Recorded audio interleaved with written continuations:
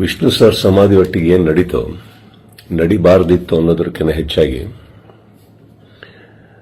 ಒಂದೊಂದು ಅರ್ಥ ಬಹಳ ಚೆನ್ನಾಗಿ ಮಾಡ್ಕೋಬಹುದು. ಇಲ್ಲಿ ಏನಂದ್ರೆ ಒಬ್ಬೊಬ್ಬರಿಗೆ ಒಂದೊಂದಿಲ್ಲಿ ನಮ್ದೇ ರಾಜ್ಯ, ನಮ್ದೇ ಊರು, ನಮ್ದೇ ಕಲಾವಿದರು. ಸೊ ಹೀಗಿರ್ಬೇಕಾದ್ರೆ ನಾನೆಲ್ಲ ಅಭಿಮಾನಿಗಳಲ್ಲಿ ಕೇಳ್ಕೊಳ್ಳೋದು ಒಂದೇನೆ, ಇನ್ನು ನಾವು ಓಡಾಡಿದ್ದಾಯ್ತು, ನೀವುಗಳು ಓಡಾಡಿದ್ದಾಯ್ತು, ಎಲ್ಲರಲ್ಲೂ ಮನವಿ ಮಾಡ್ಕೊಂಡಿದ್ದಾಯ್ತು, ದಯವಿಟ್ಟು ಇದನ್ನ ಮಾಡ್ಕೊಡಿ, ಸ್ವಲ್ಪ ನೋಡಿ. ಯಾಕಂದ್ರೆ ಒಂದು ಅಳಿಲ್ ಶಕ್ತಿ ಬೇಕಾಗಿತ್ತು ಇದನ್ನ ಈ ಸಮಾಧಿನ ಉಳಿಸ್ಕೊಳ್ಳೋದಕ್ಕೆ. ಯಾರಿಗೆ ಅಧಿಕಾರದಲ್ಲಿದ್ದು ಯಾರಿಗೆ ಆ ಶಕ್ತಿ ಇತ್ತು ಅವ್ರ ಬಗ್ಗೆ ಹೇಳ್ತಾ ಇದ್ದೀನಿ. ಸೊ ಅದು ಮಾಡಲಿಲ್ಲ ಅಂದಾಗ ಇನ್ನು ಅವ್ರನ್ನೆಲ್ಲ ವಿಷ್ಣು ಸರ್ನ ನಾವು ನೋಡಿ ಬೆಳ್ಕೊಂಡ್ ಬಂದ್ಮೇಲೆ ಒಂದಂತೂ ನಾವು ಕಲೀಲೇಬೇಕಾಗಿರೋದು. ಇನ್ನು ಭಿಕ್ಷೆ ಮಾಡೋ ಅವಶ್ಯಕತೆ ಇಲ್ಲ, ಕೇಳ್ಕೊಳ್ಳೋ ಅವಶ್ಯಕತೆ ಇಲ್ಲ, ಕೇಳೋ ಅವಶ್ಯಕತೆನೆಲ್ಲ ಮುಗ್ದೋಯ್ತಲ್ಲ.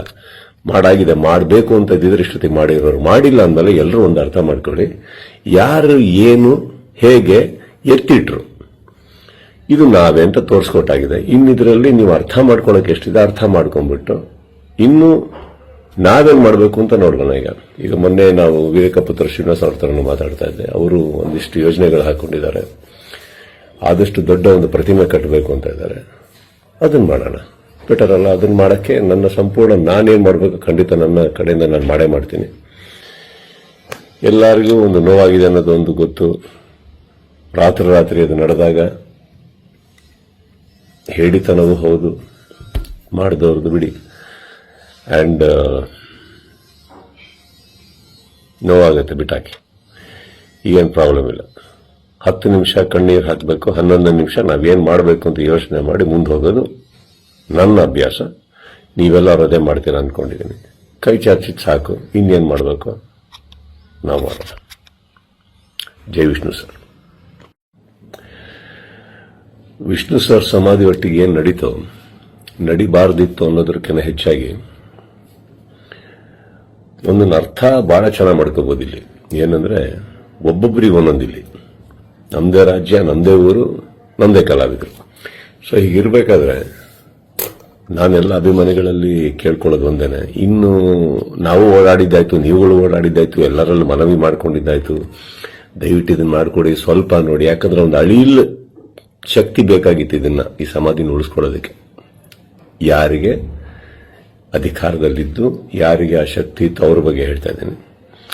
ಸೊ ಅದು ಮಾಡಲಿಲ್ಲ ಅಂದಾಗ ಇನ್ನು ಅವ್ರನ್ನೆಲ್ಲ ವಿಷ್ಣು ಸರ್ನ ನಾವು ನೋಡಿ ಬೆಳ್ಕೊಂಡ್ ಬಂದ್ಮೇಲೆ ಒಂದಂತೂ ನಾವು ಕಲೀಲೇಬೇಕಾಗಿರೋದು. ಇನ್ನು ಭಿಕ್ಷೆ ಮಾಡೋ ಅವಶ್ಯಕತೆ ಇಲ್ಲ, ಕೇಳ್ಕೊಳ್ಳೋ ಅವಶ್ಯಕತೆ ಇಲ್ಲ, ಕೇಳೋ ಅವಶ್ಯಕತೆನೆಲ್ಲ ಮುಗ್ದೋಯ್ತಲ್ಲ. ಮಾಡಾಗಿದೆ, ಮಾಡಬೇಕು ಅಂತ ಇದ್ದಿದ್ರೆ ಇಷ್ಟೊತ್ತಿಗೆ ಮಾಡಿರೋರು. ಮಾಡಿಲ್ಲ ಅಂದಮೇಲೆ ಎಲ್ಲರೂ ಒಂದು ಅರ್ಥ ಮಾಡ್ಕೊಳ್ಳಿ, ಯಾರು ಏನು ಹೇಗೆ ಎತ್ತಿಟ್ರು ಇದು ನಾವೇ ಅಂತ ತೋರಿಸ್ಕೊಟ್ಟಾಗಿದೆ. ಇನ್ನಿದ್ರಲ್ಲಿ ನೀವು ಅರ್ಥ ಮಾಡ್ಕೊಳಕ್ಕೆ ಎಷ್ಟಿದೆ ಅರ್ಥ ಮಾಡ್ಕೊಂಡ್ಬಿಟ್ಟು ಇನ್ನು ನಾವೇನ್ ಮಾಡಬೇಕು ಅಂತ ನೋಡೋಣ.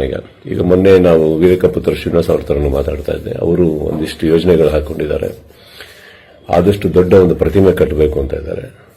ಅದನ್ನ ಮಾಡೋಣ, ಬೆಟರ್ ಅಲ್ಲ? ಅದನ್ನ ಮಾಡಕ್ಕೆ ನನ್ನ ಸಂಪೂರ್ಣ ನಾನೇನ್ ಮಾಡಬೇಕು ಖಂಡಿತ ನನ್ನ ಕಡೆಯಿಂದ ನಾನು ಮಾಡೇ ಮಾಡ್ತೀನಿ.